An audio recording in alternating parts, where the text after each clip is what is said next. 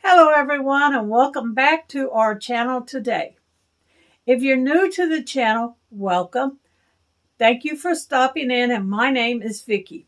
And on this channel I talk about a lot of different things. I do cooking, I do road trips, sometimes I do crafts, not very often. I have done cleaning and organizing, but that's not a normal thing. Basically, I do what I'm fixing to do right now. I sit and I talk. And I tell you stories about my life, or I just tell you about things that I find interesting. Now, today's topic is going to be about me, and I'm going to be sharing with you a few of my favorite things. I have a notebook here that I've written down some of the favorite things in my life. Okay, number one, finding a good, interesting book to read. Now, all of you people out there who are book readers are really readers of anything, magazines, newspapers, which they're kind of disappearing, newspapers. Magazines are too, because you can find anything on the internet. But I still like to have a book, a paper book that I can physically hold in my hand and read. I love reading. And I love it the best when I find a very interesting book. And when I'm shopping for books in the store, I pick them up and I'll look at the cover, I'll look at the back, the front, the cover, I'll open it up and look at the inside. I'll read the table of contents, and then I'll go to the first chapter and read one or two paragraphs. And if it grabs my attention, I know that that's going to be the kind of book that I can get into. Now, my main topic that I like to read is autobiographies, stories of people's lives, and I also like to read true crime mysteries or true crime documentaries where it's actually a book written about the crime. Of course, these books are not written by the people who commit the crime. They're written by people who investigated the crime, or they're written by people who are forensic people.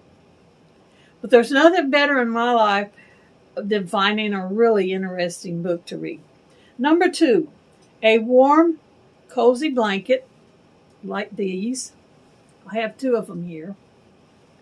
With a cup of hot cocoa. I don't have that. And a good movie. I don't have that on either, but I will later on. I've been watching a lot of the movies that YouTube has been showing. I also have a library here of my own favorite collection of my own personal movies that I enjoy. There's nothing better on a cold day like it is out there right now than to snuggle up underneath your comfy blankets, get you a hot cocoa or coffee, hot coffee or hot tea, and watch a good movie. And if I'm rocking back and forth, that's because I'm in my recliner and I have not raised the leg up. Number three, finishing a project finally that I started years ago. Now, I have to be honest with you. I am the world's worst for getting excited about a new project, going out, getting the supplies, bringing them home, working on it a little bit, and then putting it away and not touching it for years. I've done that so many times. I have several quilts in there that I've started, not finished. I have other craft products that I've bought the things for and not finished. I've got several grocery bags full of fabric, buttons, threads, notions, and patterns for a garment that I saw that I wanted to make for myself. So I bought everything I needed to make it, put it aside, and never done it. I have several grocery bags like that. There's just something about it when I find something I was like, wow, that looks pretty good.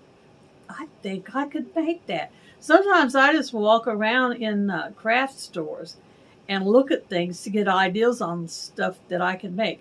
When I used to get catalogs in the mail, I would thumb through the catalogs and look at things and say, I can make that. I'm not going to buy that. I can make that. Just by looking at it, I could figure out how I could put it together and stuff. I've made purses. not hard leather purses, but fabric tote purses. I've made Halloween costumes without a pattern. I made my own pattern. I've made, my mind is blank. But I have made lots of things without a pattern just by looking at an item and figuring out how to make it. Number 4, having my private time to myself. Now, I am kind of a couch potato loner person. I've adapted to being alone for so many years after my husband and I separated that I've kind of got used to it and it's comfortable. I like being here by myself with my things around me, my dogs, my TV that I can watch, my books that I can read, my movies that I can watch, crafts that I can do. And a lot of times when people come up and knock on my door, I'm going to be honest. I don't answer it. Now, if somebody in my family texts me I'm coming over and I know they're coming, I'll open it up because it's them. But if somebody don't text me ahead of time, tell me they're coming, I'll peep out the peephole to see if I recognize them. And if I don't know who they are, I won't open the door. I won't let them in. Nowadays, you don't have as many door-to-door salespeople as we used to. I don't order as much from the Avon lady now as I used to, but I don't even have contact with my Avon lady. If I see something in the book that I want, I will send her a message and tell her. And when she gets ready to deliver it the night before, I ask her, do it the night before so I have plenty of time to text me how much money it's going to cost. And she does that, and I get out the exact change down to the penny. I put that in an envelope, and I write her name or something on the front to let her know that's for her. I've got a little metal table out there that I put stuff on. I move that table in front of the door, and I stick the envelope up to the edge of the table like this so that it's touching the door. Then when she comes with my product, she'll open the door, take that envelope, and lay my product on the table. I don't even have to see her. We've been doing our Avon like this for years. I know who she is. I know what she looks like. And in the beginning, I used to open the door. I actually think maybe we started doing this when COVID happened. That may have been. So it's been, 5 years? But I like being by myself, having my private time, sleep when I want to, get up when I want to, not being bothered by anybody. If I want to cook, I get in the kitchen and cook, make a mess if I want to, and I'm not disturbing nobody but myself. Number 5, I like taking photos of my family and friends that turn out well. Now, I have always been interested in taking pictures. I've had cameras through the years. When they came out with the disposable cameras, I started buying them because it was a lot easier just to buy a disposable throwaway camera than it was to go to the store and try to find the type of film that fit in your camera. Now, this was before I got a 35 millimeter camera. I had small little cameras of different types that used different types of film in them.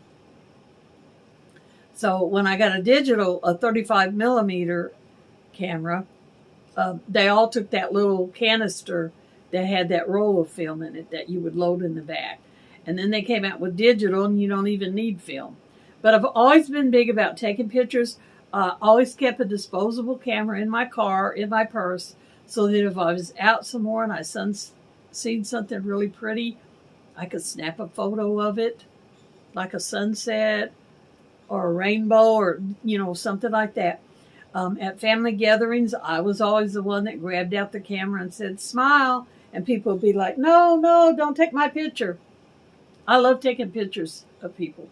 I have lots and lots of photo albums in there in the bedroom because I keep my photos on paper photos. I have them printed out and keep them like that. I do have a lot of photos on my phone, and a lot of people do that. And I'm thinking, when you've got those photos on your phone, how often are you going to take them out and look at them, really? They're taking up space on your phone. I always print them out as soon as I can and make a paper copy. Then I have that to put in my albums or just to have and look at. Number 6, having an ideal, executing it, and it turns out right. Now, right now, I am working on ideals for my channel. And there's one project that I've been working on now for several days. It's taken me a lot of work to put this together. And when I go to actually do the film, the video, it's going to take me a lot of work to get it edited just right and get everything in place. I'm hoping to have that particular video up within the next couple of weeks. So I enjoy whenever I think of something and I think, I wonder if I could do it this way. Yeah, that'll work. And then I go and I get the thing and I get the supplies and I do it and it works out fine. That makes me happy when I do that. I'm like, yes, that worked great. I'm so happy. Number 7, I love receiving Hello Kitty items from people who get me. Now, I realize I am an old lady, and most people associate Hello Kitty with young girls, teenagers, or even younger. And that's fine. They do make Hello Kitty items for the younger generation, but they do make them for older people too. Like they make car seat covers, steering wheel covers, car floor mats, gear shifter knobs with Hello Kitty.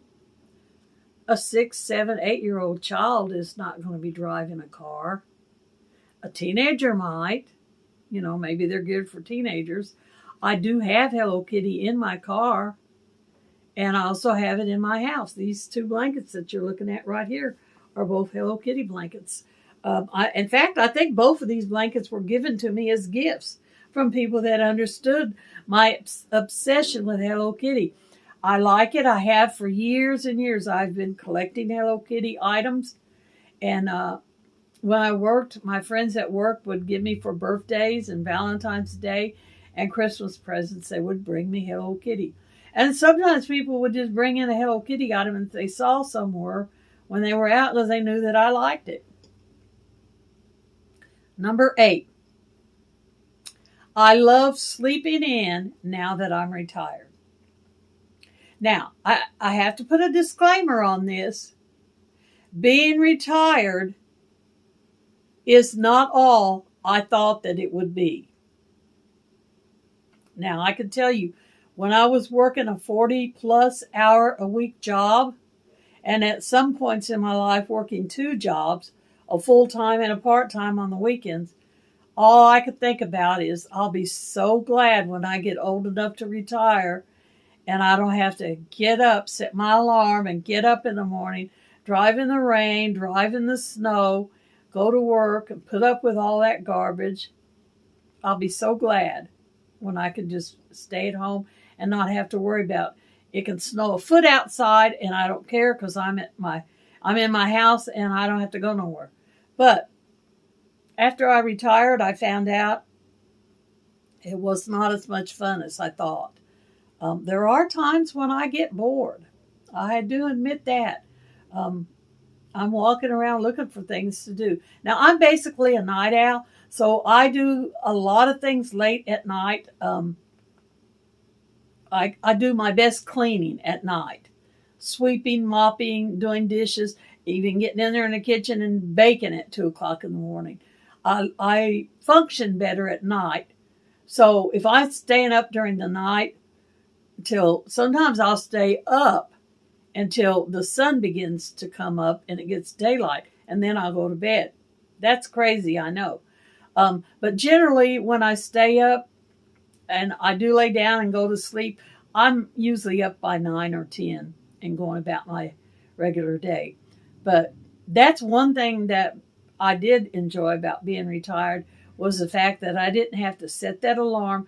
I used to have to set the alarm for 2 o'clock in the morning for my other job because I left my house at 4:30 so that I could get to work by 5, because my shift started at 6.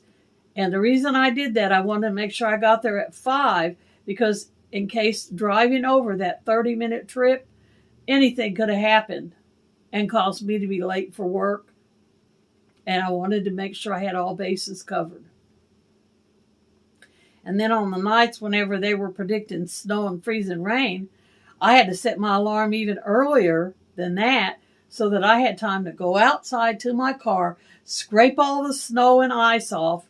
If the doors were frozen, get an air dryer out there with an extension cord and blow dry the door open. I've done that many times to get to work. Had to take a hot air dryer and open my doors like that so that I could get in them and warm my car up to go to work. That's one thing I don't look forward to anymore. I don't have to do it anymore. Now, if I do have a doctor's appointment and there's snow on the car, yeah, I have to do it then. Number 9, I enjoy a cookbook with lots of new recipes for me to try. Now, I love to cook. I just don't have anybody here to cook for but me. And generally when I make something, or it used to be generally, it's not so much anymore. If I make a big casserole, I used to split it in half and take it to my neighbor and share with him because he's a single guy over there. But here lately, since I'm doing my meal planning, if I make a long casserole, I divide it up into however many servings and put them in a little Cool Whip or Tupperware bowl and put them in the freezer, and that's what I'm eating on for that month. But I love trying new recipes. Sometimes they don't turn out as good, like that one taco recipe, taco tater tot casserole. It was not good. But I've had some that turn out fantastic, like my chicken and stuffing casserole. Oh my goodness, that's the best recipe I think I've ever had in my life. I had one other one that was a favorite before that. It was called One Dish Meal, and I do have it in a playlist. My recipe cooking playlist, I have it. If you want to go watch that video, it shows how to make it. That used to be my favorite casserole. I loved making that, and I loved eating it. Not anymore. Since I discovered that chicken and stovetop stuffing casserole, nothing better. And the last one, number 10, I love finding an item that I put in a safe place after looking and searching for hours. Now, I cannot tell you how many times I'm like, I don't want to lose this. I want to be able to find it when I need it again. Especially if it's something I had to go out and specifically buy for something I needed it for, that I don't use it very often, but I needed it enough that I needed to have one. So I just went ahead and bought it instead of borrowing it or trying to work out something else. And I'll say, I need to make sure I put this in a safe place so next time I get ready to do it for that, I'll have it. I'll put it in a safe place, and then when I go to get it, I can't find it. I know it's in the house, and I know I'm the one that put it there because I'm the only one here. The dogs don't touch my stuff. Then I'm going crazy, going through the house and pulling out drawers and sometimes pulling them out again and then coming back later and pulling them out, looking again in case I overlooked it, looking in any area where it might be. If it's a tool, it might be back here. It's a tool, it could be over there. Eventually, I find it. Sometimes I quit looking. I get discouraged, and I go and buy another one. I've done that a lot of times with a hole punch. And I now have 4 hole punches because I would use it, and then I'd say, I'm going to put it away because I know I'll use it again. I use a hole punch a lot. Can't find it, and I need it. I need it so bad. I go to the store, and I buy another one that I've done it 4 times. 4 hole punches. I think now I have a hole punch in the kitchen drawer in there where my silverware is. I have one back on the back porch in a crafting box that's got supplies. And then I think I have one in my in a bag that I have my knitting in. So that's it. And my camera shut off and I had to turn it back on, so I'm going to be talking fast. Remember, your life is very short. Make the best you can and do the best you can with what you've got. And y'all come back and see us any time. Bye for this one. I don't want my camera to shut off again.